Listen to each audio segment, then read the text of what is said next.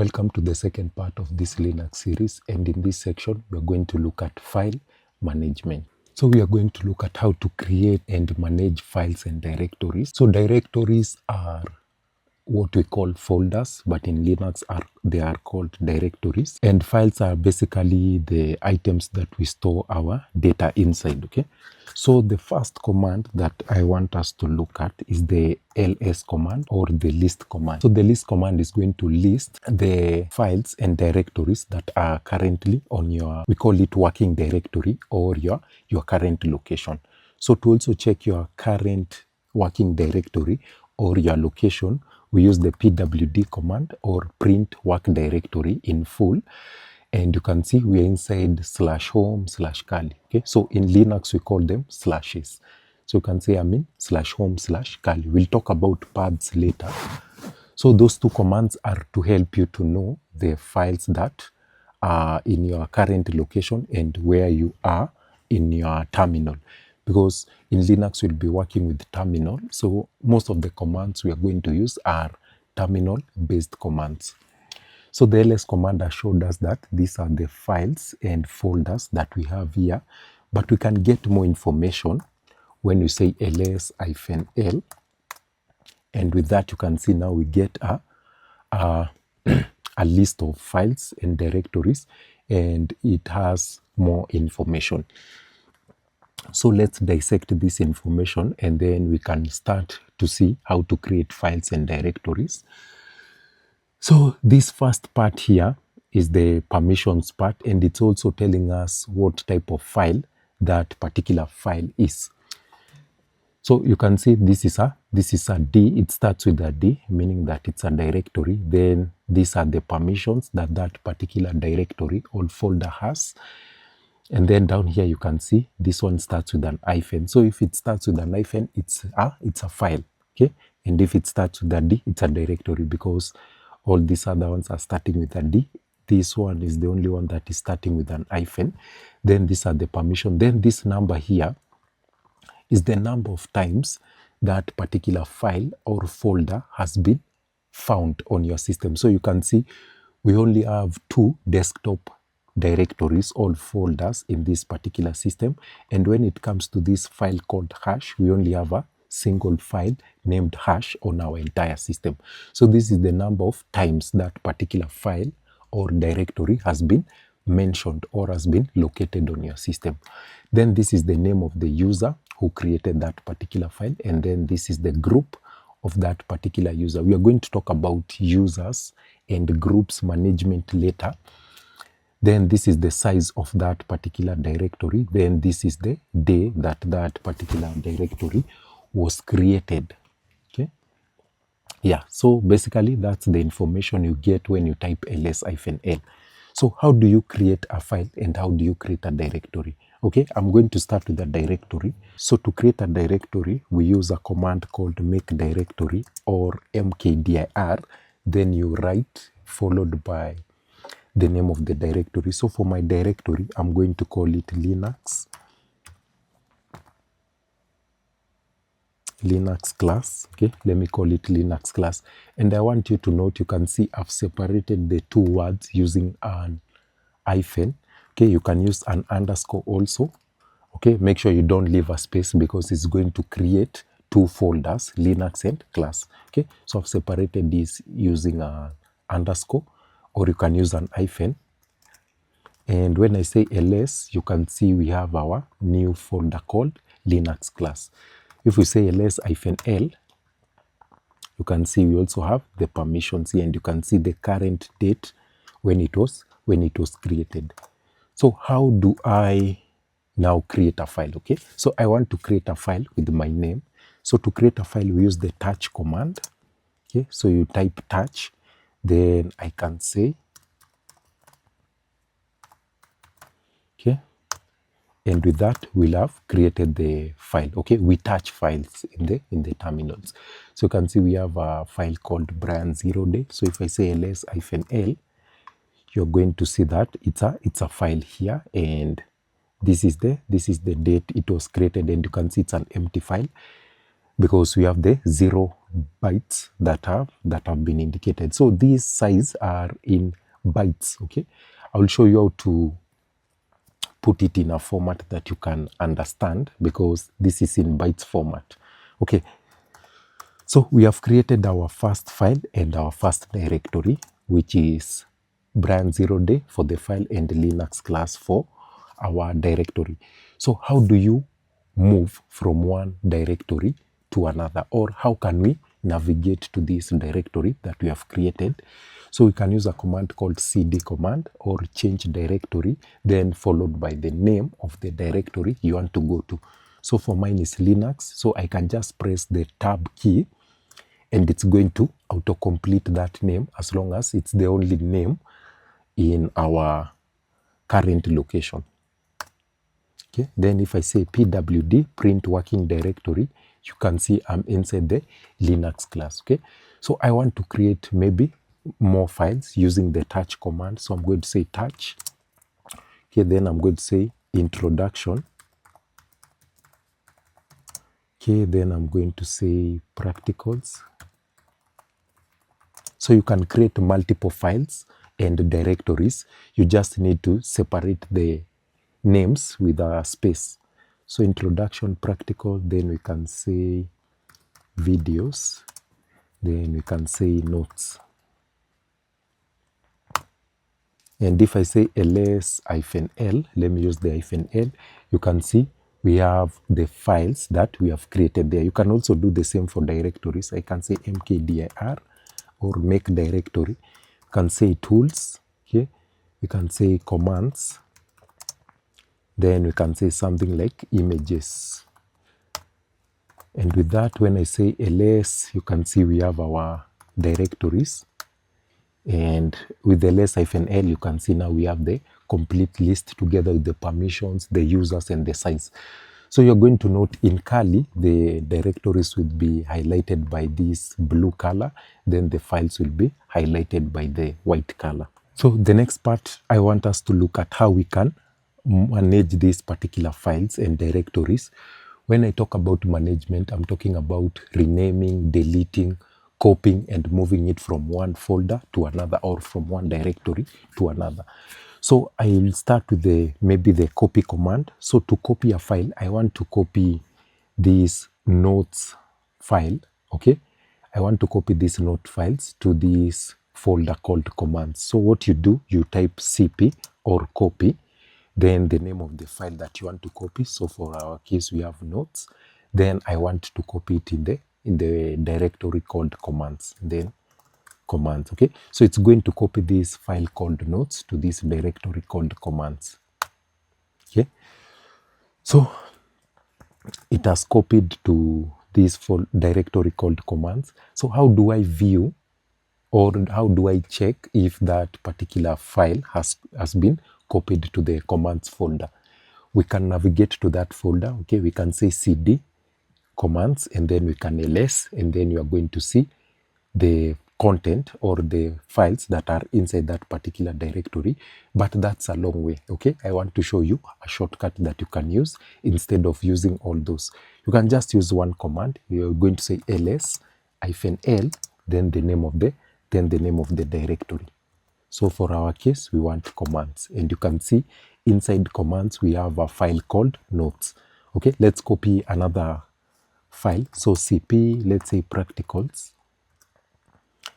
and I want to copy them to the commands folder. Sorry for that. Then if I say ls-l commands, so if you want to maybe reuse your previous commands, you can use the arrow key in your keyboard. So you can see when I press arrow key, it's bringing the previous commands. So you can just navigate using the up and down button, arrow keys, and I can go back to ls-l commands. That's the command I want to reuse. And with that, you can see we have our files that we copied to that location. Okay, so the next command I want us to look at is the rename command. I want to rename this file called videos to a new name. So I'm going to call it lecture class or lecture classes. And to do that, we use the mv command. Okay, then I'm going to say video. videos, and then that is the old name. Then the new name will be lecture. Let me just use an underscore classes. Okay, yeah. So I want to rename it. We use the mv command or the move command. So if I say ls, you can see it renamed it from videos to lecture classes. Okay. Okay, so I want to move these particular practicals to this particular folder called tools.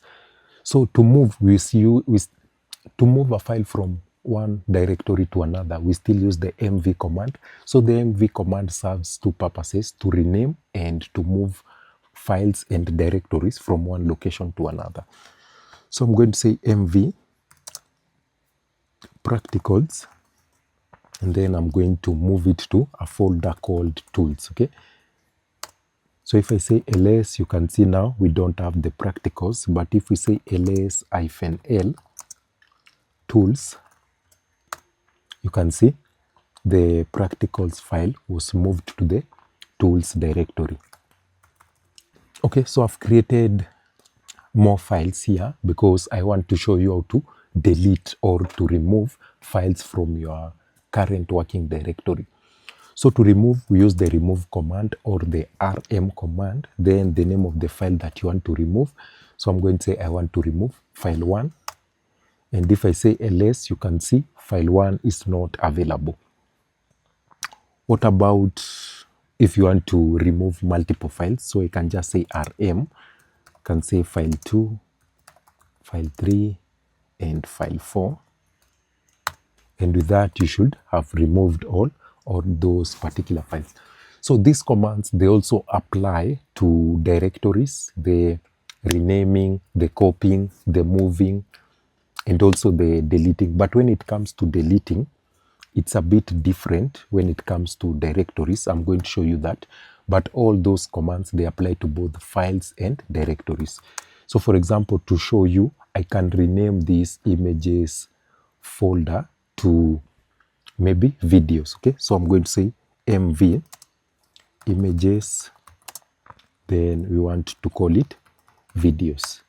And when I say ls-l, you can see it has been renamed to from images to videos. So basically the same commands, they apply to files and directories.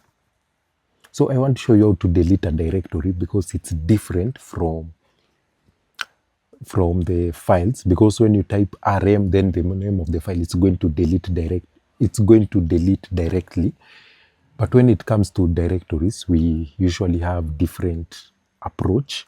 So if I say rm, let's say I want to remove this folder called tools, and you can see we get a warning, rm cannot remove tools. It's a directory. So you cannot delete a directory straight as the way we have deleted the files. You'll get this warning telling you that this is a directory. The reason why you're getting this warning is Linux needs to protect the directories because it thinks or it suspects that there might be files inside that particular directory. So for our case, tools contain some files. So it's like a warning to tell you that this folder or this directory might contain files. What do you do in those situations whereby you can't delete a directory straight? Okay, so what we do, we can force it to delete, or we can use something we call the recursive option. So I've typed rm, then with the help menu, and you can see we can use the force, which ignore non-existing files and arguments, and it will never prompt you. It's not going to give us that prompt. It's going to delete directly. Or we can use the recursive option, which is used to remove directories and their contents. So it's going to delete that directory together with what is inside that particular directory. Whether there are other files or other directories, it's going to remove them. Okay, so you can just say rm, then -r for recursive, then the name of the directory that you want to remove is tools. Okay, and you can see we don't get the warning. But if I say ls, you see we don't have that tools directory.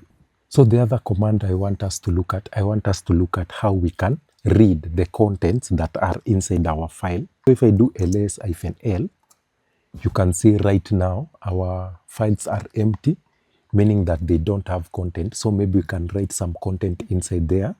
So we can use the echo command, okay, then double quotes, then I'm going to say this is the intro file, okay. Then you close the double quotes, then we use the redirect. I'm going to talk about inserting content inside your files. But for now, let's just use the echo command, and then I'm going to say introduction. So I want to insert this particular line of words inside this particular file called introduction. So if I say ls-l, you can see now introduction has gone from 0 to 23. Okay, so I told you that is in bytes. So to read the contents that are inside that introduction file, we use a command called cat or concatenate. Then you are going to say introduction, and you can see we can read what is inside that particular file. So to edit text, you can use the echo command, whereby echo is going to repeat whatever you are going to put inside these double quotes, and then we are redirecting, or we are saving the output to this particular file. Okay, yeah, you can use that, or you can use a text editor. Okay, you can use a text editor. You can use maybe this mousepad that we have here.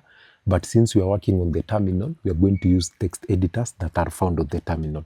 So we usually have the different types of text editors, but the one that I like using is the nano. Okay, so if I say nano, you can see nano is another text editor. Okay, so I prefer using nano, and for beginners, you can use nano because it's easier to use. Okay, so let's use nano. So I'm going to say ls, let's edit this notes file.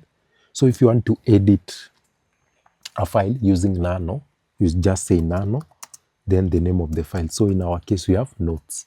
Okay, and you can see it opens up the nano interface. Okay, you can see up here nano, then the version, then the name of the file that we are editing. Okay, so I've written my text inside there. You can see we have a comment and a line of text here. So after you have done editing your file, so you need to exit and save your content or whatever you have written inside that particular file. So down here, you can see we have exit, and it's telling us to hold the control. So this arrow stands for control plus X, and you're going to exit. So I'm going to say control plus X, and it's going to ask me, would you like to save modified buffer, or in other terms, you do like to save that particular file? I'm going to type Y for yes. You can also type N for no. So I'll say Y. And then it's going to ask me again if I want to save whatever I've written here inside this file called notes. So you can see write to file notes. Okay, you can just press enter, and with that you will have exited the Vim, and with that you'll have exited the nano tool. With that, you'll have exited the nano text editor, and you'll have saved the content that you written inside that particular file. So if we cut notes, you're going to see whatever we wrote using the text editor. That's how you insert text or content inside your file. So the next command I want us to look at is a command called less. So the less command is used to browse through a text file. So you can browse through a text file. So for this, I'm going to look for a text file that contains a lot of words. So I'm going to say less/etc/pass. Okay, maybe I can say groups. So less/etc/group, there is a file called group that contains a list of groups. I want us to use the less command so that we can browse through that particular file, because I know it contains a lot of lines. Okay, and you can see we're able to browse through the content that is inside that particular file. And when we reach at the end, you can see down here it's written end. So you can just press Q to exit, and with that you'll have exited that particular file. Okay, what about if you want to display the first 10 lines or the last 10 lines of a particular file that has a lot of content, like the one I've shown you?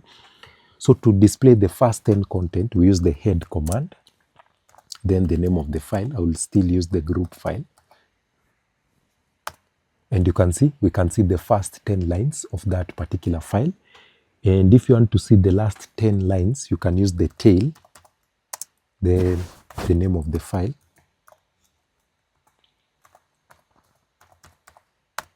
And you can see we are able to see the last 10 lines.